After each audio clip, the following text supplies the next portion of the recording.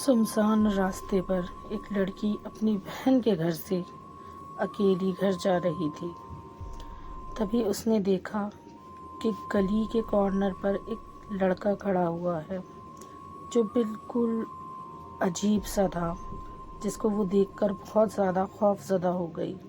और फिर उसने अपने अल्लाह से दुआ करी और अपने अल्लाह को पुकारा, और उस रास्ते से उसे देखते हुए कब उसने अपने घर तक का रास्ता पार कर लिया उसको खुद को नहीं पता चला।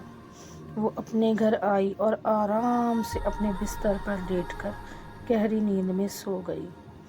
उसको उस इंसान का कोई खौफ न था, कुछ न था। वो एक सुकून की सांस में अपने घर तक आकर और बहुत चैन की नींद से सो गई। अब आगे ये हुआ कि सुबह जब वो उठी और उसने अखबार और न्यूज़ में देखा, तो उसने उसी गली का चर्चा सुना और देखा न्यूज़ में कि वहीं से एक लड़की गुजरी जिसका किसी शख्स ने कल रात को रेप कर दिया। अरे माँ, जिस वक्त ये हादसा हुआ उससे 20 मिनट पहले तभी तो मैं वहाँ से गुजरी थी। एक अजीब सा शख्स वहाँ खड़ा हुआ था जो मुझे बहुत घूर रहा था। बस उस चंद लम्हों में मैं वहाँ से कैसे गुजरी मुझे नहीं पता, और मैंने घर का सफ़र कैसे तय करा माँ, मुझे सच में कुछ नहीं पता। चलो, मैं तो बच गई।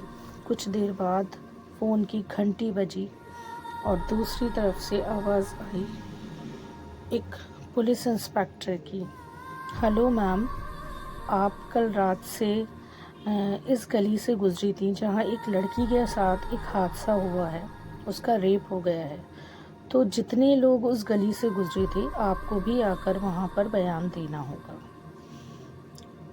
लड़की अचंभे में थी कि अब क्या करूँ। खैर, जैसे तैसे करके वो अपने फादर के साथ वहाँ गई। पुलिस वालों ने उस लड़की का चेहरा ढक दिया और उस शख्स को दिखाया कि देखकर बताओ क्या यही वो शख्स था जो गली में उस दौरान मौजूद था। उस लड़की ने उस शख्स को देखा और कहा, हाँ, ये वही अजीब सा शख्स है जिसे मैंने गली में देखा था और मैं इसको देखकर डर गई थी।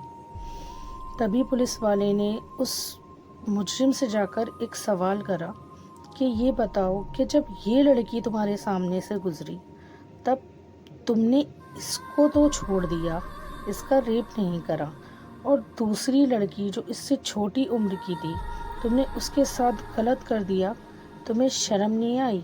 और तुमने अपने ही हम उम्र की लड़की को छोड़ दिया। ये बात कुछ समझ में नहीं आई मेरी।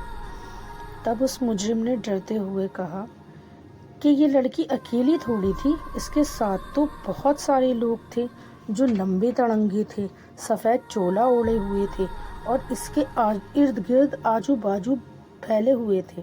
बस यही बात देखकर मैंने इस लड़की को कुछ नहीं कहा और ये लड़की गली से गुजर गई। आपको कुछ समझ में आया? उस लड़की ने कहा था अपनी माँ से कि मैंने अपने ऊपर आतल कुर्सी का इज़हार करा था, और यही वो शय होती है जो हमारे लिए हमारे साथ हिफाजत का काम करती है। और वो आदमी जो उस शख्स को दिखे, उस गुनहगार को दिखे, वो फरिश्ते थे जिससे अल्लाह ने ये वायदा करा है कि मेरे कलाम में से कोई भी सूरत पढ़कर तुम मुझसे कुछ भी मांगोगे तो मैं अपने फरिश्तों को तुम्हारी मदद के लिए ज़रूर भेजूँगा।